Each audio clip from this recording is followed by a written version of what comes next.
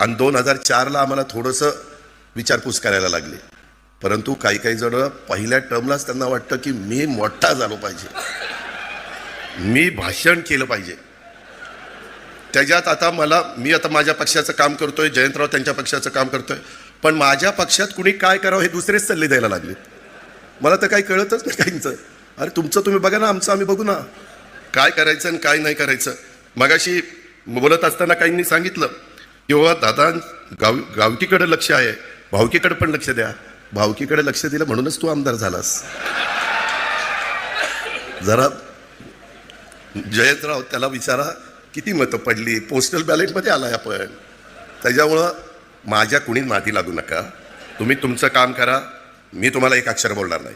मी जयंतराव ज्यावेळेसपासून मी आमच्या महायुतीमध्ये आहे, मी कधी तुमच्या कुणावर टीका टिप्पणी केली? काय कारण आहे? तुम्ही तुमच्या विचारांनी चाललं, मी माझ्या विचारांनी चाललो. आणि शेवटी आपल्याला साध्य काय करायचं आहे? महाराष्ट्राचा सर्वांगीण विकास.